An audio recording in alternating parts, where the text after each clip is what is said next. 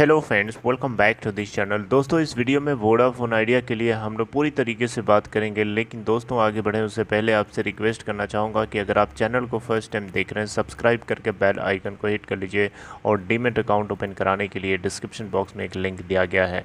दोस्तों, Vodafone idea की अभी की क्या सिचुएशन है, देखिए 12:50 होने वाले हैं। मैं आप लोगों के साथ अभी करंटली क्या स्टेटस है शेयर करना ज़रूरी समझता हूँ। देखिए अभी आज ये 10.80 की प्राइस के ऊपर ओपन हुआ और 10.90 का हाई और 10.70 का लो। 68.2 मिलियन टोटल वॉल्यूम जनरेट हो चुका है अभी तक, यानी 6,82,69,338। मार्केट कैप 31,034 करोड़ रुपए। इसका 52 वीक हाई 13.8 का, लो है 4.55 का और अभी ये 10.80 के ऊपर ट्रेड हो रहा है, जो कि 0.93% अप है। आइए बात करते हैं एक बहुत ही इंपॉर्टेंट अपडेट को लेकर के कि क्या इस कंपनी के अंदर 24% की हिस्सेदारी बेची जा सकती है। इसको लेकर के आइए डिटेल में बात को समझते हैं गहराई से कि क्या होने वाला है एक्चुअली में। देखिए यहाँ पे ईटी टेलीकॉम की तरफ से एक अपडेट है दोस्तों कि वोडाफोन आइडिया जो है आने वाले 2 से 3 महीनों के अंदर $1 बिलियन का अमाउंट रेस कर सकता है। मतलब साफ है कि वोडाफोन आइडिया अभी जो है एडवांस्ड टॉक्स, यानी काफ़ी हाई लेवल की जो है बातचीत चल रही है कि कंपनी के अंदर माइनॉरिटी स्टेक जो है ग्लोबल प्राइवेट इक्विटी इन्वेस्टर्स को बेची जा सकती है, ग्लोबल पीई इन्वेस्टर्स को बेची जा सकती है। पीई का मतलब होता है प्राइवेट इक्विटी इन्वेस्टर्स, जिनके नाम यहाँ दिए गए हैं जैसे कि Apollo Global Management and Carlyle, है ना, ताकि $1 बिलियन का अमाउंट ये रेज कर सकें। अप्रॉक्सीमेटली 7,540 करोड़ रुपए, जिसको मैंने 7,500 करोड़ बोल दिया, तो आप इसको लेकर के कंफ्यूज ना होइएगा। $1 बिलियन का अमाउंट, फिर से समझिए इस चीज़ को।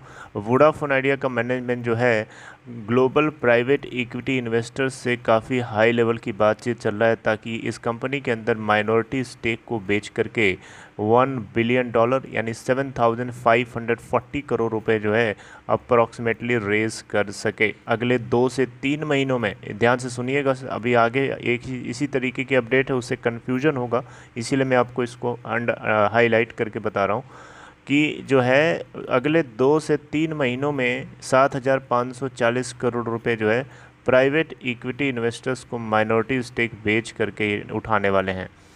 यहाँ पे ऐसा ईटी टेलीकॉम में बताया गया। फिर यहाँ बताया जा रहा है कि अगले जून 2022 तक, अगले पैराग्राफ में है जून 2022 तक इंस्टीट्यूशनल फंड रेसिंग हो सकती है। मतलब ये है कि फॉलो ऑन पब्लिक ऑफर के माध्यम से कंपनी जो है $1 बिलियन का अमाउंट जून 2022 तक, यानी 2022 के मिड तक लगभग ये जो है रेस कर सकते हैं, ताकि रिटेल इन्वेस्टर्स के कॉन्फिडेंस को जो है बूस्ट किया जा सके, ऐसा यहाँ पे बताया गया है। Alright, okay.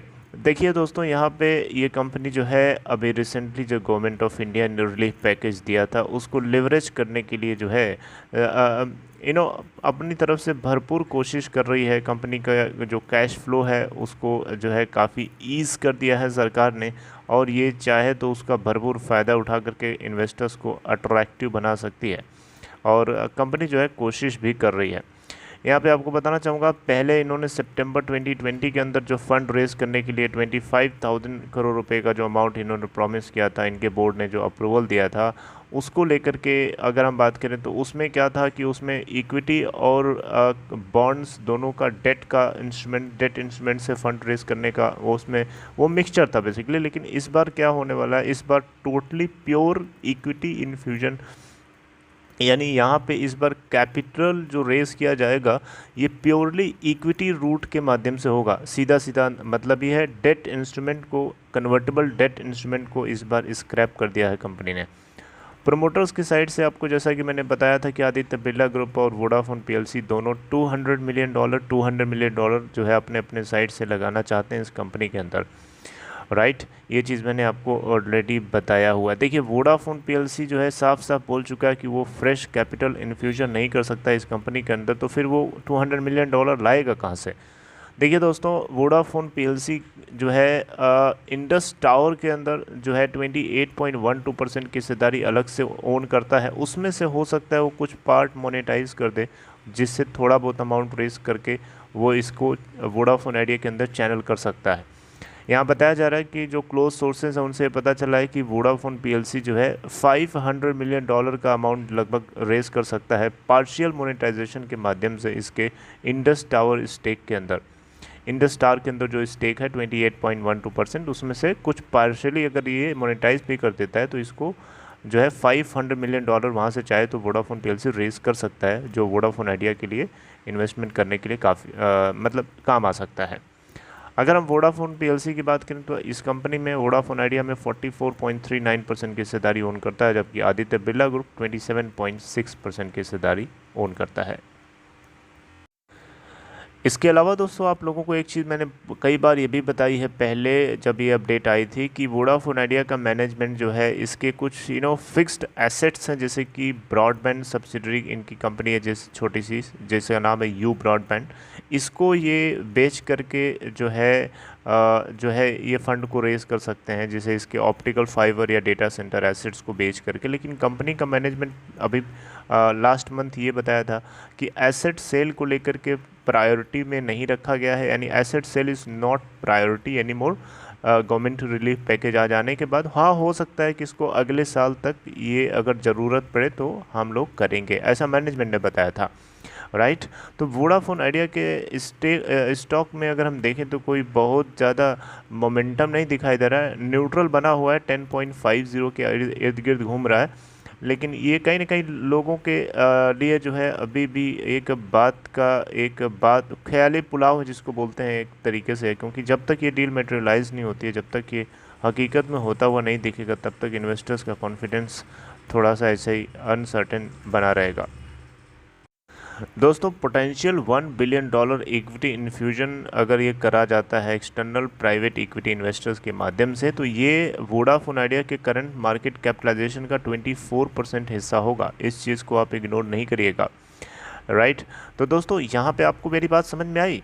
ये $1 बिलियन जो है अगले 2 से 3 महीनों में उठाना चाहते हैं, उसके बाद जून 2022 तक ये $1 बिलियन फिर से रेस करेंगे फॉलो ऑन पब्लिक ऑफर के माध्यम से, ताकि इंस्टीट्यूशनल इन्वेस्टर्स के इन्वेस्टमेंट करने की वजह से जो कॉन्फिडेंस है रिटेल इन्वेस्टर्स का वो बढ़ जाए कंपनी के अंदर। इवन लेंडर्स जो हैं इस कंपनी के, जो बैंक्स हैं, जो लेंडर्स हैं जिन्होंने इस कंपनी को लोन दे रखा है, उन सभी ने बार बार इस कंपनी के मैनेजमेंट को पुश करने की कोशिश करी है। सरकार को भी लेंडर्स ने पुश किया कि आप कुछ रिलीफ पैकेज ले आइए, तो सरकार ने तो कर दिया अपनी साइड से, लेकिन मैनेजमेंट अपनी साइड से कितना करता है ये तो समय बताएगा, और जब करेगा तभी हमें ये चीज़ जो है यकीन होगा, क्योंकि बातों से तो लोगों को जो है अभी तक कॉन्फिडेंस नहीं हो पाया, क्योंकि अभी तक जो इन्होंने प्रॉमिस किया था उसको मटेरियलाइज नहीं हुआ, तो लोग जो है डाउट में हैं कि पता नहीं इस बार की बात भी सच होगी या नहीं होगी। तो लेंडर्स अभी भी मैनेजमेंट को पुश कर रहे हैं कि आप कैपिटल को इन्फ्यूज़ करो ताकि लोगों का कॉन्फिडेंस बढ़े।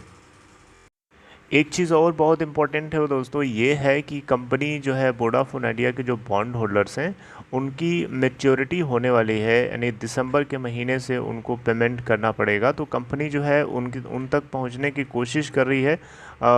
It is most likely to reach out Vodafone bond holders, और उनसे रिक्वेस्ट करेगी कि या तो आप इक्विटी स्वैप ऑप्शन को चूज़ कर लीजिए या फिर मैच्योरिटी की जो डेट है उसको आप एक्सटेंड कर दीजिए। ये 2-3 ऑप्शंस हैं जो कंपनी जो है आने वाले टाइम में कर सकती है। तो अभी तक जो भी मैंने आपको बताया उसका समरी पार्ट ब्रीफ अगर आप देखें तो ये चार्ट से आपको छोटी सी यहाँ पे हाईलाइटेड है, यहाँ से मैं आपको समझा देता हूँ फिर से। देखिए फर्स्ट पॉइंट है, वोडाफोन आइडिया टारगेट कर रहा है कि इक्विटी फाइनेंस कर सकता है इंस्टेड ऑफ डेट, यानी डेट इंस्ट्रूमेंट को यूज़ नहीं किया जाएगा, प्योर इक्विटी रूट के माध्यम से फंड को रेज़ किया जाएगा। दूसरा पॉइंट है जो आपको पता होना चाहिए, टेलीको यानी वोडाफोन आइडिया माइनॉरिटी स्टेक को बेच सकता है ग्लोबल प्राइवेट इक्विटी इन्वेस्टर्स को अगले 2 से 3 महीनों में। तीसरा पॉइंट है, ये प्लान कर रहा है कि अनदर $1 बिलियन यानी फिर से इनको $1 बिलियन रेज करना पड़े फॉलो ऑन पब्लिक ऑफर के माध्यम से मिड जून 2022 तक, ऐसा बताया गया है। पॉइंट नंबर 4, वोडाफोन आइडिया के जो बॉन्ड होल्डर्स हैं वहाँ तक उन तक कंपनी पहुँचने चाहती है और रीफाइनेंसिंग और इक्विटी स्वैप ऑप्शंस को चूज़ करने का ऑफर देना चाहती है। ऑप्टिक फाइबर और डेटा सेंटर के एसेट्स को मोनेटाइज करने की बात अगले साल तक कंपनी कर सकती है, क्योंकि इन्होंने साफ साफ कहा था कि ज़रूरत पड़े तो नेक्स्ट ईयर तक ये सोचा जाएगा। अभी तो ज़रूरत नहीं है क्योंकि सरकार ने रिलीफ पैकेज दिया, that is sufficient for us, ऐसा टक्कर जी ने बताया था, जो कि इस कंपनी के सीईओ हैं। तो दोस्तों ये पूरी इन्फॉर्मेशन आप तक मैंने कन्वे करने की कोशिश करी आसान से आसान तरीके से। आई होप कि आप भी समझ गए होंगे इस पूरी बात को। अगर आपको कंटेंट समझ में आया हो तो इस वीडियो को लाइक शेयर कर सकते हैं। आगे हम लोग इस मुद्दे के ऊपर बातचीत करते रहेंगे छोटे छोटे वीडियो के माध्यम से। ये वीडियो थोड़ी लंबी हो गई क्योंकि मैंने बहुत सारी चीज़ें कवर करनी थी one by one. Okay friends, take care.